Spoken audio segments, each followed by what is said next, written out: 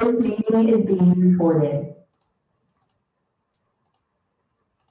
Cool. I'm gonna share the link of the images and then share the signalement and history. It's case 81. Let me share the, oh, no link. Oh, something went wrong with the link. Oh, do you want me to take 1 minute and share the link with you, or we go with you looking at my images? I'm happy to wait. Let me put the images there, give you the signalement, and while you take a look, I'll make sure I share the link. So as usual, the history and signalement is not very long. It's an older mixed breed but large breed dog, like an Old English Shepherd, and the history is distended abdomen and lethargy. And these are the images. Let me move this out of the way. So you can take a look at that. And in the meantime, I'll make sure I share the link.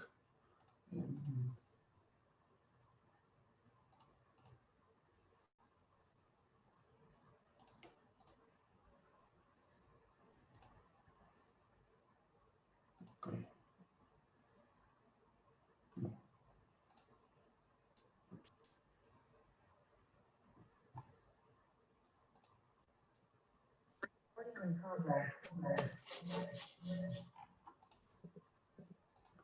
Almost there.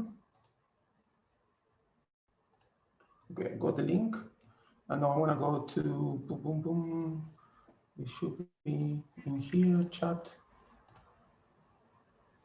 Okay, that's the link. I don't know why it didn't work yesterday. Yesterday, after it was playing up a bit. It took me a while to upload the images, and so, you know, it may have been my fault or not. We don't know. It's okay. Okay. Older dog, distended abdomen and lethargy, 2 projections, and I'm all ears. I have my paper and my pen.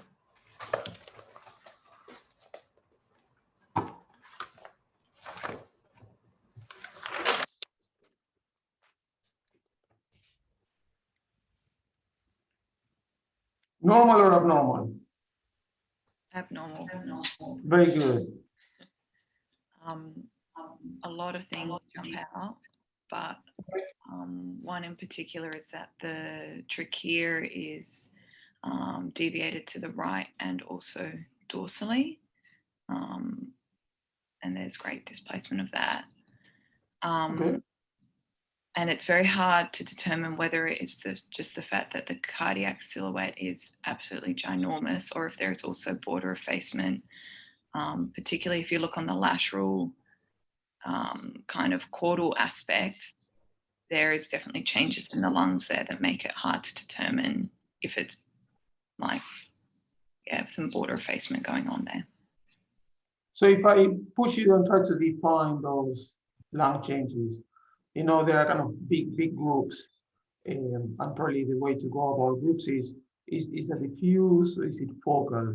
Is it lobar, or is it focal, lobar, diffuse? Is it, so that's maybe the first decision I will need to make. And that probably will be enough. And then if you want to even go further, then we can try to define, you know, is it an airway oriented, or is it kind of, we can't put these annoying names, interstitial or alveolar. We can just go by severity. Is it very severe, or is it mild? Is it questionable? Yeah. In which case I think it's quite diffuse, because it's affecting whatever's going on, is affecting across the board. And that it is severe because we can see very little, or even arguably at all, any normal lung, maybe Okay. in the dorsal So caudal if aspect. the lung is abnormal, you think it's diffuse. If you need to characterize that, diffuse. And if I need to, you know, in terms of options, then we'll go with severe. That's perfect. And I guess it's hard to know if it's the fact that that like the way I initially look at it is it's got a huge cardiac silhouette, but then I started to question whether or not that's actually border effacement and there's other things also going on, or whether the heart is really just squishing those lungs. I see. So the heart is enlarged, and then the question there is not so much that if that is the heart or not, but if the changes in the lung are primary or secondary to what is happening in the heart. Is that correct? Yeah, I guess, yeah, exactly. Whether it's because of heart disease that we're seeing these changes, or if it's because the heart is so big that it's pushing on the lungs. Okay. Therefore, where So kind of two mechanisms. One is if there is heart disease, then the lung, there can be an abnormality in the lung. But because of the pathophysiology of the failure of the heart, and then another situation that you are hinting is, well, it can also be a mechanical issue. It can be that the heart is so big that is, okay, good. like a mass effect almost, but it's not a mass. But we are okay. So you pointed the cardiomegaly, and then you made a kind of a question mark. You were like, do you have a question mark that what we see is the heart? How do you want to call that? Do you have are you certain? Are you not certain? Do you want to include alternatives? It definitely looks like cardiomegaly, but I've never seen cardiomegaly where it takes up the whole chest before. Unless there's a massive pericardial effusion. Oh yeah, that's true. Okay. Okay. So maybe we leave that to explore in a minute, but I think we are all going to be happy if we call it, if we make it like enlargement of the cardiac silhouette. So we are not pinpointing the heart. We are saying whatever is in that cardiac silhouette, whatever is in there is enlarged. So then we can explore and try to see what are the options to that enlargement of the cardiac silhouette. So enlargement of the cardiac silhouette. Okay. Anything else? Can we go back to the tracheal displacement? Because I think you'd say that on the VD, the trachea is markedly displaced to the right, which's been mentioned, but I think there is possibly a mass effect up in that area. And I can't see it clearly, but I'm thinking that there is far more, obviously the lungs are pushed caudally, and the trachea, the bifurcation goes back to being more in the center again. So whatever that more mass effect is cranial. I mean, I'd say at the heart base, but that's where I'm going with this. And even on the lateral, the silhouette of the heart is huge, but it extends quite cranially as well.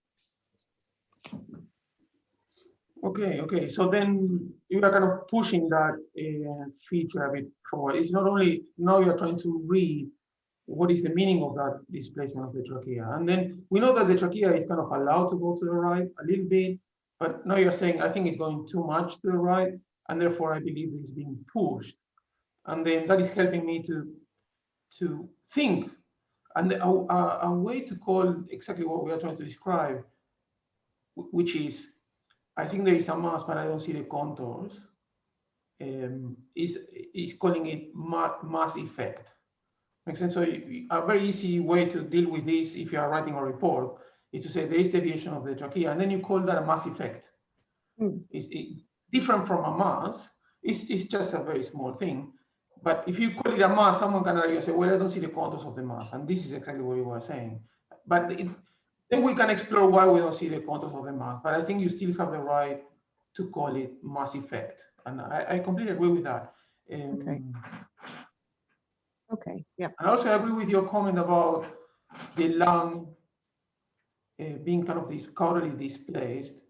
And I also enjoy your comment about, well, and that I'm not sure I'm 100% about it, but I share that idea that if it's only the heart, then I would expect the lung to be more evenly displaced and not to be caudally displaced. But honestly, I don't know if you make the cardiac silhouette, let's say a huge pericardial effusion, like so severe, if we still need to keep that expectation to have the lung being evenly displaced and not being caudally displaced. So, but in there I have a question mark, but I for sure take that comment about the displacement of the trachea, and at least we need to exercise, I need to think about that there is a mass in there. Right? Okay. Perfect. Okay. What I would argue though is,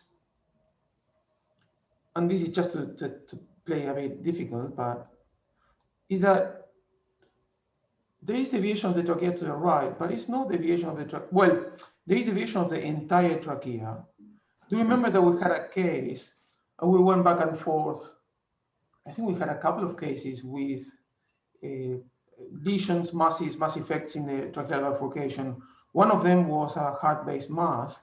And do you remember that we insisted that there was this characteristic ventral or kinking of the caudal part of the trachea?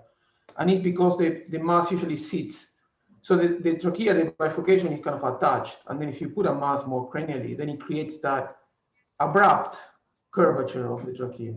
So Okay. that is I mean, I'm just adding that point that even though I agree with the comment in the DV, there seems to be, I don't know if to call it a mismatch, but at least there is not that focal deviation of the trachea in the lateral projection. And I'm not sure what to do, but I think when we try to find features, we just bring everything we think, and then we see where we go. You know. Yeah. Yeah. Okay. Anything else?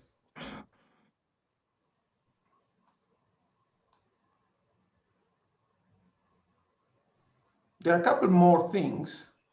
I would say 1, 2, 3, 4 things that are worth mentioning. I'm not sure I can see the line of the diaphragm, like Mhm. this border effacement with the cardiac silhouette. So Yeah. I guess I'd have sorry, maybe a peritoneal pericardial hernia on my list. Yeah. I can't so see enough of the abdomen. there is silhouetting or border effacement is clear there. Yeah, and then one of the options is that, well, there is a peritoneal pericardial diaphragmatic hernia. So that's an option. But yeah, I agree with you. So there is silhouetting of the cardiac silhouette, caudally mostly. If we go to the side here, to laterally, it's not that obvious. And here I think we can make a line, but I agree. Even if you have a line here that separates the diaphragm from the cardiac silhouette, that doesn't negate that there is silhouetting here, you know, because that border may be the more dorsal border, and then eventually still silhouetting. So it's a good point. Okay, anything else?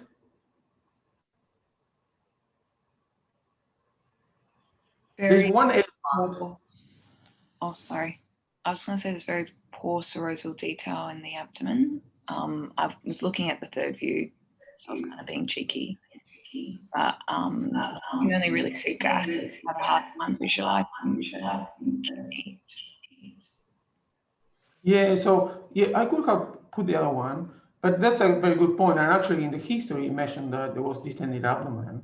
So even though not, maybe it would have been nice to have more of the abdomen included.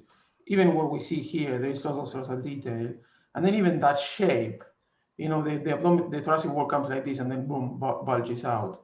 So, and if we just look at this area of the abdomen, which is maybe the only one that we have, even in there is poor serosal detail. So I think even with limited information, I think we can easily, let's say, confirm what the history provided, which was a distended abdomen and very likely poor serosal detail, meaning fluid. Yeah, very good. So that's one. There are a couple more things.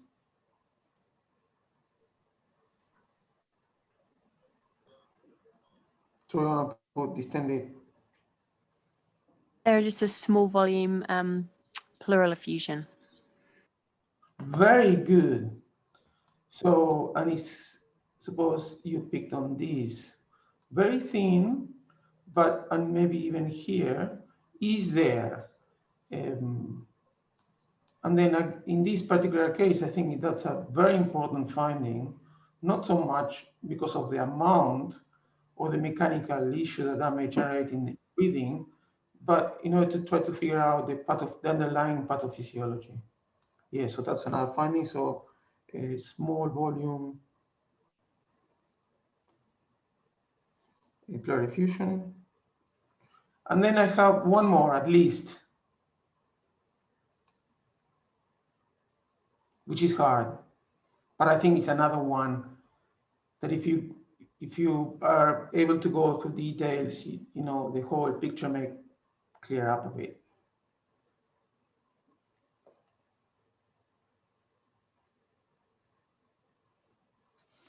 Okay, so have you seen this guy here? Yes. He's there, and I think he's here. So I think that's a lung nodule. So based on the position that is in the lung, I don't think there's any question. So arguments, so it's a focal lesion, it's rather well defined. It has the proper size, because if it gets very small, we usually don't see it, but it has enough size to stop enough x-rays and to have a proper opacity. And then what else? And then the other reason why we are convinced it's in the lung, because it's soft tissue opaque. And then it has to be surrounded by gas or fat, but not by soft tissue. So that cannot be in the liver, it cannot be in the muscles. It has to be either on the skin or in the lung. So it's not in the skin. Have I ever talked to you about how to localize things?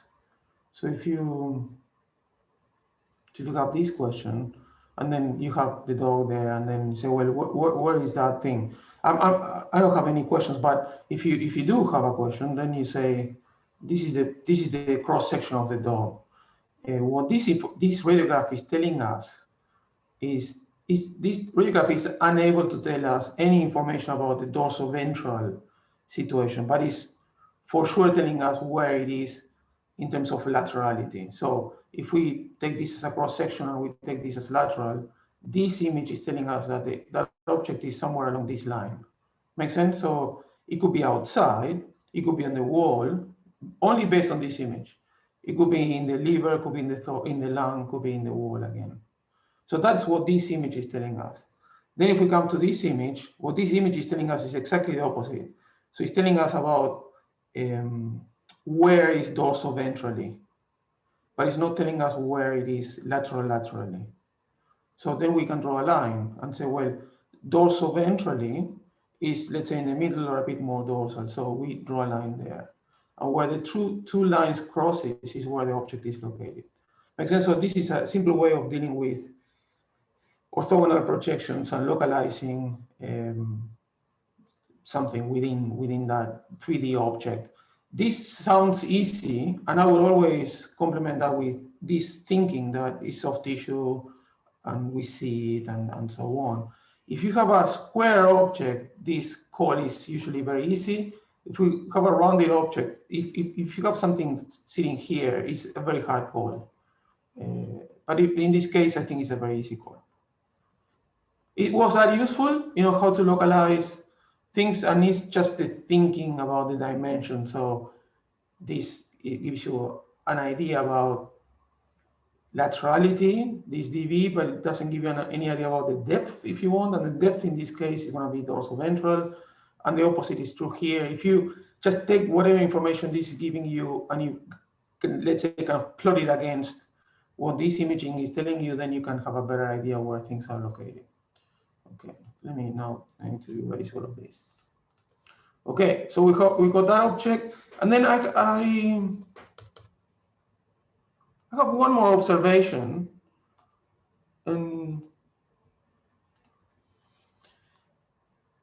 maybe because I'm always inviting you to bring findings without thinking a lot too much about what is the underlying disease process, but I'm surprised that no one tried to carefully read the pulmonary vessels, because if you have a heart that is that big,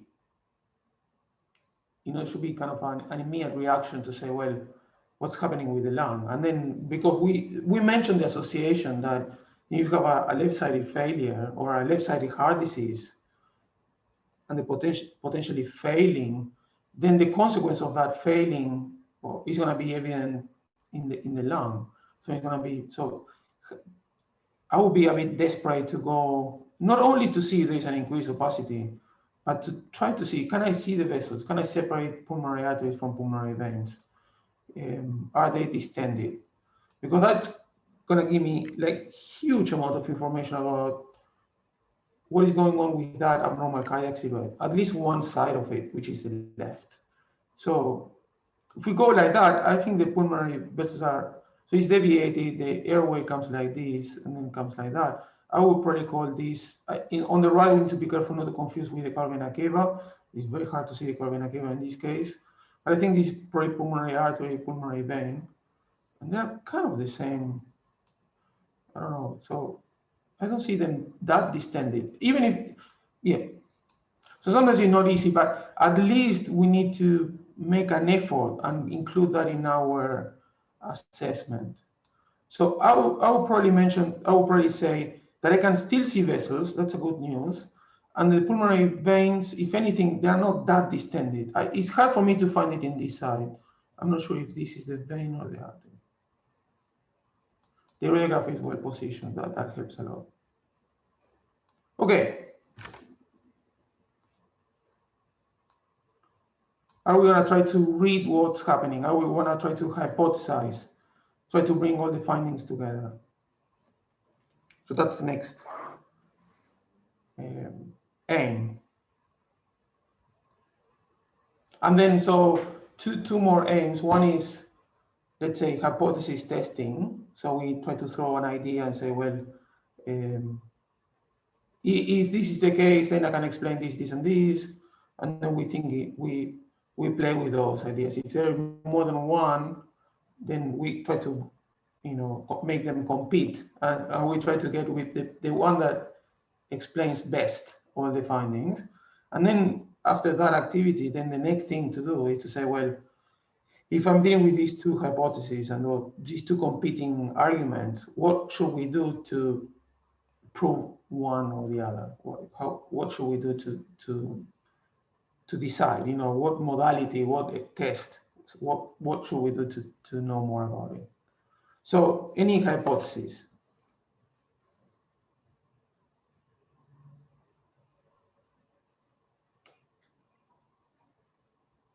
Could be a mediastinal mass.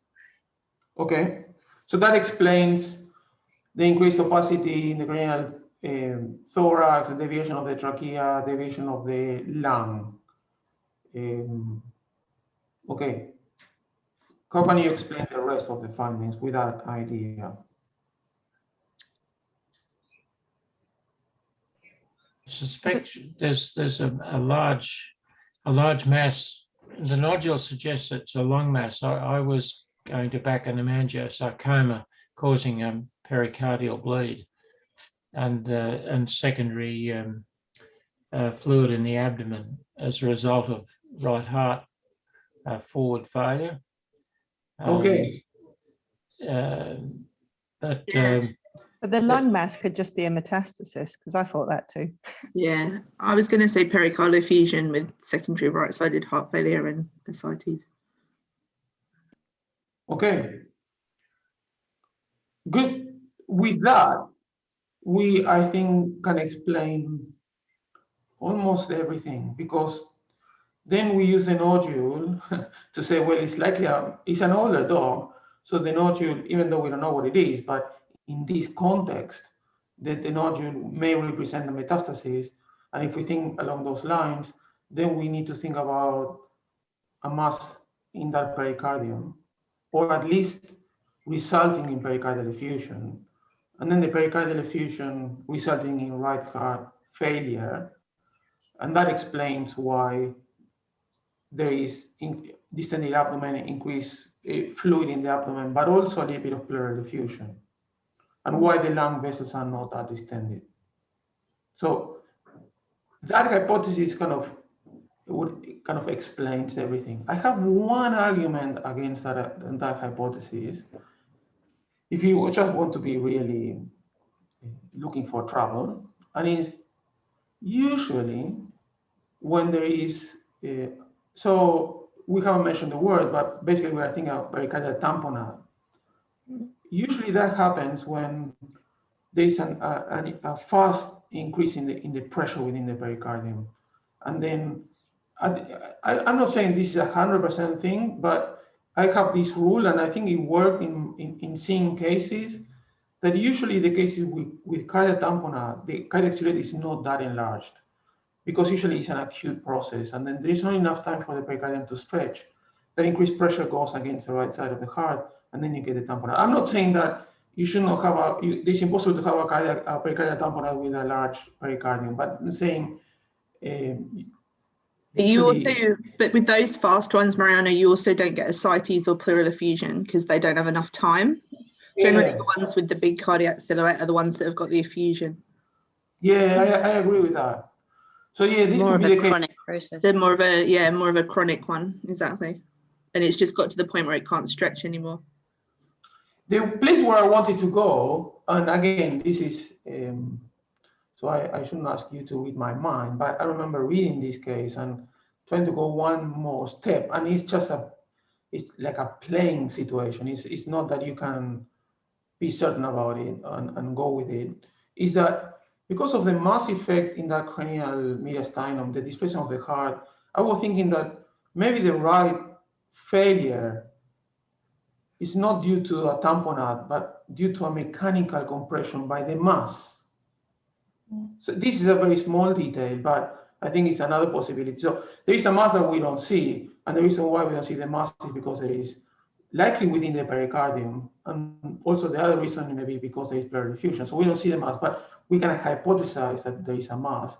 So I think once you are in that situation, then there are two possible mechanisms for a right-sided failure. One is the mass bleeding and then cardiac tamponade, and the other one is the mass mechanically obstructing the caudal vena cava, the vena cava, or the right atrium. So that I remember mentally thinking about these options and saying, well, actually there is a way where we can explain even everything. So the next step is, what would you do to prove your hypothesis? Ultrasound. Ultrasound, yeah. Absolutely. So in this case, I mean, it's just a beautiful modality. There will probably be no argument not to do or to do something else. We got a pretty good idea about the lung. We already know there is a nodule, so that is not that concerning. We want to know what is within that soft tissue structure. We want to separate heart from pericardium, from possible fluid in the pericardium, from possible mass. Yeah, so absolutely. So we've done Well, CT would give more information, but it would require a general anaesthetic and be more expensive. Yeah, so I agree. And so if you have ultrasound available, I would definitely go with ultrasound. And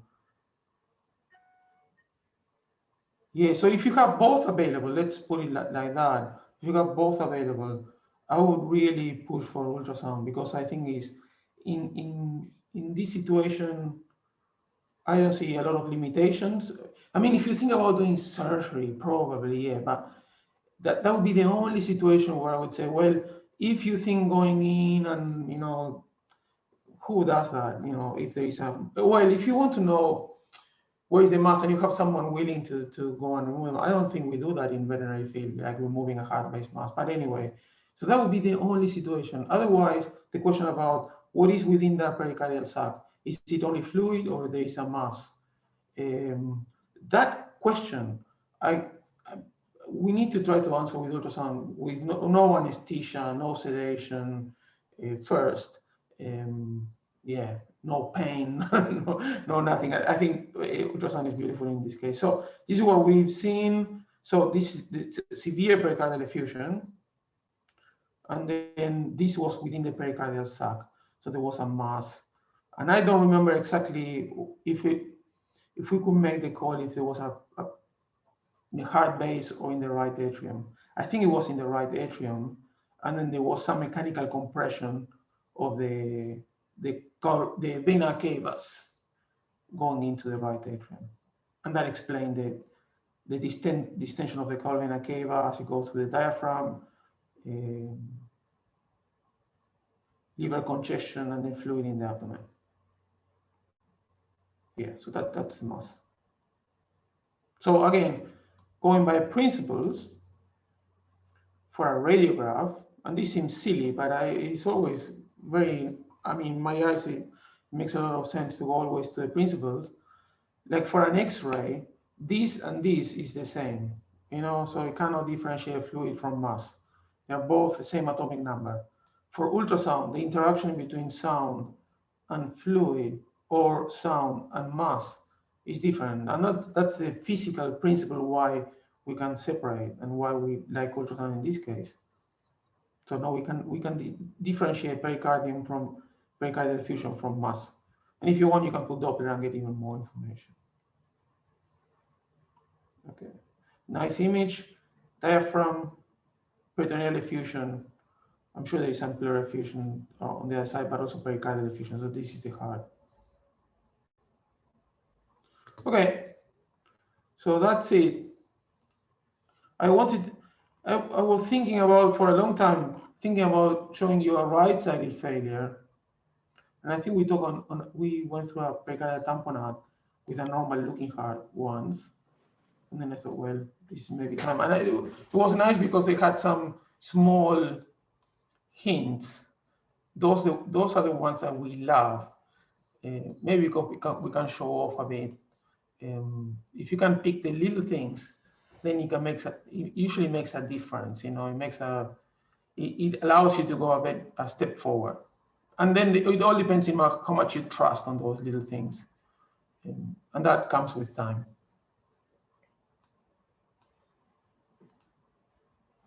Okay, so we went through the case fast today. That's okay, we have time for our coffee. Very Do you cool. have any questions? No, it's very interesting. On the ultrasound, did it show that the dog had gallbladder edema at all? Hey, let's see. Oh, look, I just I saw the remember seeing the gallbladder. gallbladder. I just saw it flash past and I thought it did. Yeah, I thought so too, but then it There kind of you go. disappeared. Yeah. So tell me how you use that. Because if you, like my reaction with this case, or with any case where I'm thinking about congestion, I would go here. This is my reaction. This is the Colvin Akiva that I would trust a lot. Mhm. And then the hepatic veins. And if the gallbladder wall is thickened or not, I think I will pay attention. But if it's not, I will just drop that and say, well, I don't know why. But for me, the crucial thing and the one that is really dynamic and is telling you a lot is the Colvin Akiva. So tell me if I'm missing something there. Just in a clinical context, like the pericardial effusions often present just like as a collapsed dog. And when you find gallbladder edema, I guess the two main differentials are anaphylaxis and pericardial effusion. So it's just like if you see it, then it just tells you to go and look at the heart as well, basically. Like it's more of a clinical thing than a. And why not using the Colvin Akiva instead? You do. I think just on a practical point, the caudal vena cava is a bit harder to do. Like I use the caudal vena cava, but it can be really hard in like really deep-chested dogs to see it, whereas the gallbladder is a bit more clear. So, I see that. I don't know. That's just how I kind of see it. I don't know what you think, Anna. I agree, actually. Yeah, I feel like the caudal vena cava, you've got to dig quite hard, and often in a kind of dog standing up, walking past you clinical setting, the gallbladder is probably easier to identify. Yeah. How reliable it is? Well, not at all. So I guess these dogs, sometimes they either present collapsed or they present because of their abdominal effusion. And so you're kind of working backwards. You're saying, what are the differentials for an abdominal effusion? Congestion is one of them, but I'm also kind of screening for intra-abdominal disease. Yeah. And then if you then see... They're like collapsed and pale often. So it's like, are they bleeding? Are they anaphylaxis? Are they pericardial? Those are the main three. Mm. And we had one that was collapsed, that somebody had found the gallbladder wall edema. It didn't have any ascites, and so it had been treated for anaphylaxis. And then we found out subsequently it had a pericardial effusion. So it is important to keep that on your mind if you see the gallbladder wall changes, I think. So you are suggesting there that there may be the case where those changes are earlier compared to distension of the caudal vena cava. I think they just hadn't looked at the caudal vena cava. Yeah. The gallbladder was just quite distinctive, and that was the first thing that drew their eye. And so they immediately thought of anaphylaxis and forgot to check their heart. Yeah. The other thing, Mariano, what are the kind of normal ranges for the caudal vena cava? Well, that's a problem. Yeah. Yeah, That's what I but struggle then, with. yeah, okay, I see that. But I also could argue, like, if you go in this case with the gallbladder wall, the argument that I would have is, I think the classic image that we as at least I probably need to go and review this, but I think I'm okay. With edema of the gallbladder is that it's hypoechoic. So if in this particular case, you give me this image, I'm not going to jump directly and say this is edema because it's too hyperechoic. So is that like an underlying, is it because it's a bit empty? Is it because there's an underlying inflammation? So I see that problematic also in that way. That, yeah, and I agree with the caudal vena cava. Yeah, like I think the sort of published like fast stuff is, you know, the combination of gallbladder edema and collapsed caudal vena cava is anaphylaxis, and a gallbladder edema with a fat caudal vena cava is more likely pericardial. But like it's more of a clinical tool rather than a true diagnosis in its own right, if you know what I mean. No, that's perfect, and it's a fast way and something. But I like what you mentioned at the end, which is that in the context of what we see in the caudal vena cava. So I think putting both two together, I think then that brings a lot more information rather than just going with one or the other. And if you ask me which one are you going to pick if you are doing that, I would probably go with the caudal vena cava, but I have like a mental representation of how a normal, not distended caudal vena cava looks like, and it's very hard to communicate that. I think there is a way. I think it's 1.5 times the diameter of the aorta. One little measurement that we can go. I can try to make sure that I'm not just lying to you or making that up, but I'm pretty sure it's like that. But then there is a lot also, and I think it's doing systole. So then there are changes, you know, systole and diastole, but again, that it may not be that easy. I understand that. You know, getting that image is depending on the dog. Sometimes it's not that easy. So I understand why you go with the caudal vena cava, but I would stress the idea that you need to go with both if you're going to take the caudal vena cava. This probably goes against radiologist ultrasound principles, because I know the fast scans are a bit different to how radiologists do it, but it seems to be more on like percentage collapse rather than the actual size. So like it's more like, is it fat and it stays fat, or is it like, does it collapse more than 50% or 25 to 50? It's the sort of not so much the actual width of it, it's the collapsibility with the respiration. Well, and that makes, that makes a lot of sense. Which does make it very subjective, but it's no, because if you pay attention to the range, and I love that idea of the range, and I think it makes a lot of sense, keeping in mind that again there is noise. So now we are talking about what is a good signal from, how can we separate good signal from noise, and then we talk gallbladder, good signal, distended, hypoechoic, noise is hyperechoic. The caudal vena cava, good signal is distended, or the ratio, but what is the noise there? The noise is that they also change a lot by the respiration. So not only by the heart physiology or pathophysiology, but also by the respiration. So, but there in that point, I think makes a lot of sense. And probably I need to review the literature there to see if they taken that into consideration for their recommendation about how to use that ratio.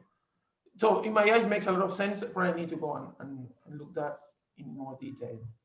I think it's just that thing in emergency where you just got to make a judgment call. Like it's not, you're not measuring anything. You're just kind of looking, and it's like, so it's not, you know what I mean? Like I wouldn't necessarily literally measure it. I'd just look at it and go, oh, that looks fat, that looks collapsed, like, and move on, because you often don't have that much time to sort of sit around thinking about it. But I think also like pericardial effusions are probably the most missed condition that we see. So I think it's just another reason for people to go and look at the heart. Like I think people are very good at ultrasounding the abdomen, but not so good at looking at the heart.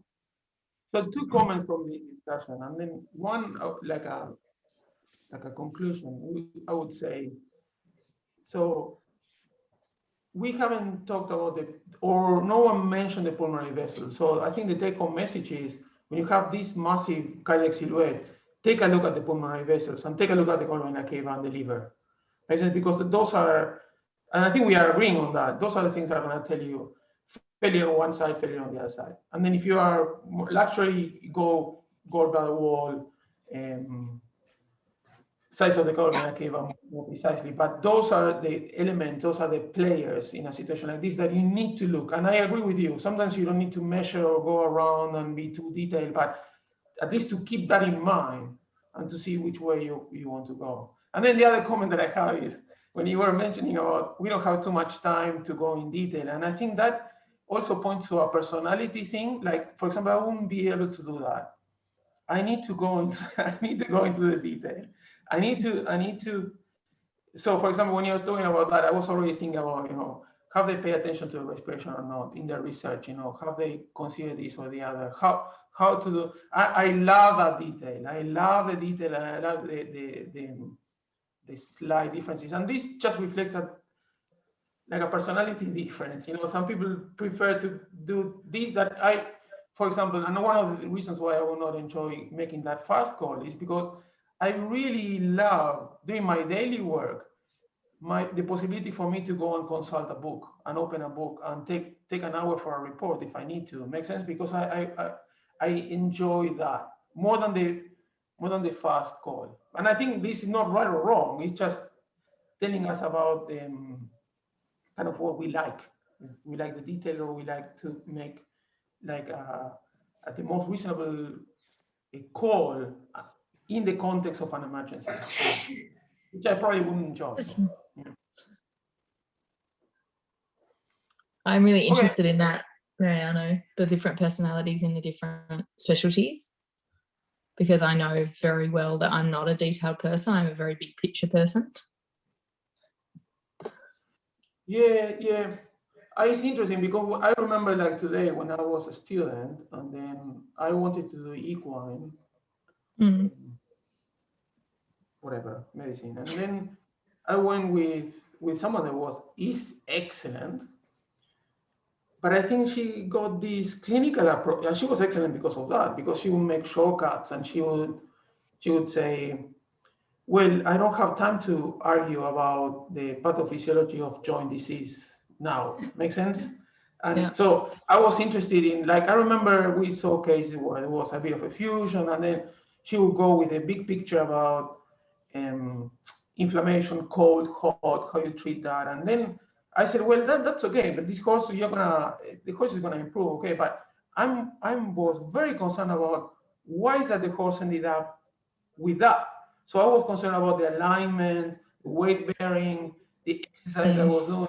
And she said, forget about that. We don't even know or care. Makes sense? It's like we are dealing with this problem now. And then she was the one that said, well, based on how you think and our interactions, she said, I think you need to do imaging. She was the person that said, based on my observation, she said, you are not good for this.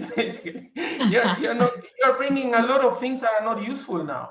Makes sense? And you'd really hate emergency then, Mariano, because you can go a whole shift without knowing what's actually going on. You've just kept it alive until someone else can work out what's wrong.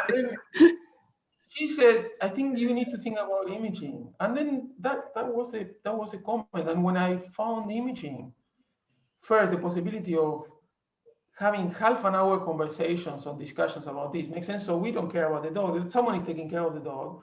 And now we are discussing here. Makes sense? Like we have an hour discussion about a line. Makes sense? And it's all about that.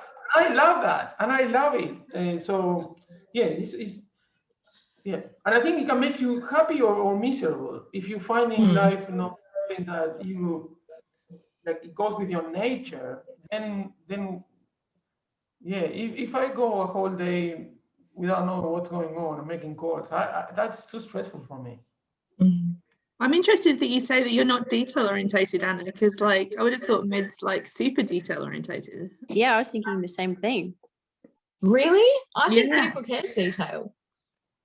So it's obviously instinctive, but the things like the fine tuning that you guys do, I just go into an instant coma.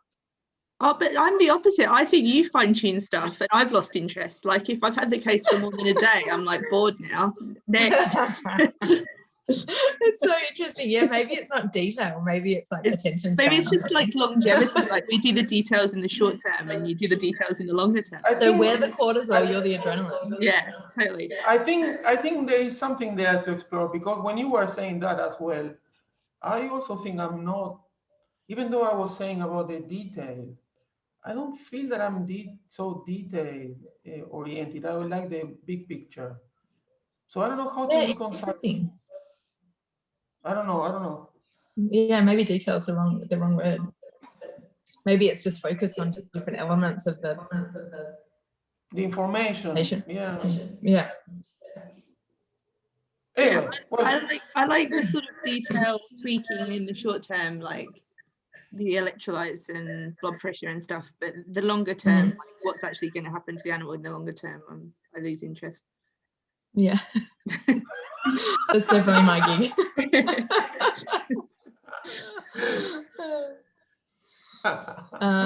And then we've got like palliative care people who that's just their whole gig. Yeah. Without question, like good is to realize that the fun is the team game. Makes sense? So someone that has that look or that approach, like for example, now coming back to my mentor or that mentor that told me, get out of here, do something else, do imaging. I think if I go and work with her, I think having both approaches, both angles, both ways of looking, it will make us both better off. Makes sense? Yes, Yeah, it's the whole team, isn't it? It's not about one or the other. And that's why it's so cool to work in a team and be respectful and always listen.